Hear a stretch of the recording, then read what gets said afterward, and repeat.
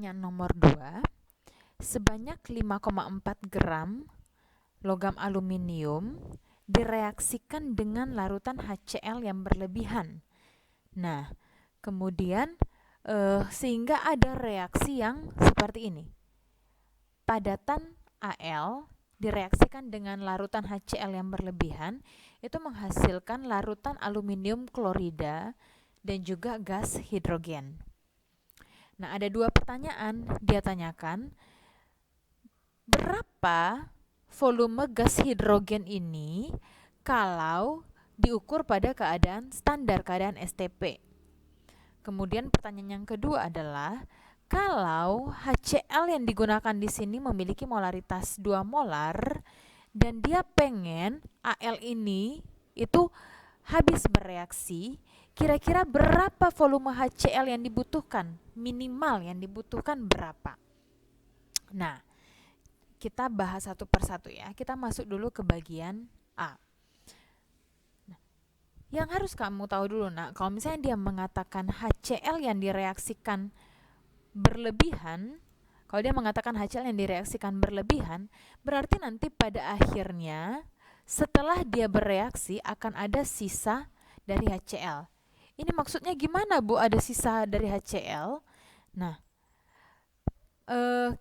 makanya saya buat catatan di sini, kamu harus mempelajari secara mandiri tentang konsep stoikiometri reaksi dan reaksi pembatas. Ada di buku paket.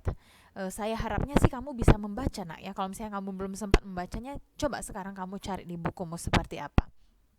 Nah, kembali lagi ke pembahasan di sini. Jika HCl berlebihan, maka Al dapat kita jadikan sebagai acuan mol untuk mencari mol H2. Oke, nah di sini kita sudah masuk ke dalam konsep stoikiometri reaksi, nak. Jadi kita sudah masuk ke dalam bagaimana ya cara mengaplikasikan konsep mol di dalam sebuah reaksi kimia. Nah, dari awal kita sudah diberikan reaksinya Al plus HCl itu menghasilkan AlCl3 plus H2. Oke, kita tidak akan pernah bisa menggunakan konsep mol di dalam sebuah reaksi jika kita belum menyetarakannya. Maka setelah kita menentukan reaksinya, kita harus setarakan dia. Oke. Masih ingat ya konsep penyetaraan seperti apa? Di sebelah sini ada sebanyak 3 Cl, sementara di sini hanya 1. Di sini ada 2 hidrogen, sementara di sini hanya 1. Nah, setelah kita setarakan, maka kita dapatkan koefisien terbaru untuk logam aluminium adalah 2. Koefisien terbaru untuk larutan HCl adalah 6. Oke, sebentar ya. Oke, kita lanjutkan. Koefisien terbaru untuk AlCl3 berarti ada 2, dan koefisien terbaru untuk H2 adalah 3. Nah, oke. Jadi, yang ditanya adalah berapa mol akan dihasilkan untuk hidrogen. Berapa mol hidrogen pada akhirnya. Nah, jadi seperti ini, nak. Kalau dia mengatakan HCl itu berlebihan, HCl ini berlebihan, jadi pada akhirnya dia akan habis, begitu ya. Dia akan dia akan bersisa, bukan habis. Dia akan bersisa.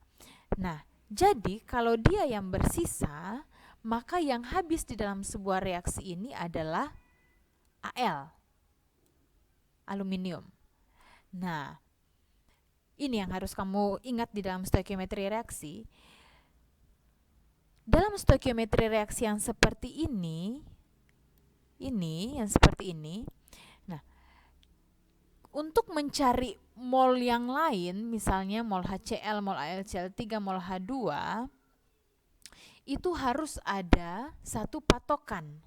Nah, patokan yang boleh digunakan adalah mol dari suatu zat reaktan. Reaktan berarti yang berada sebelum tanda panah. Kamu jangan lupa ya. Reaktan adalah yang berada sebelum tanda panah. Berarti yang ini.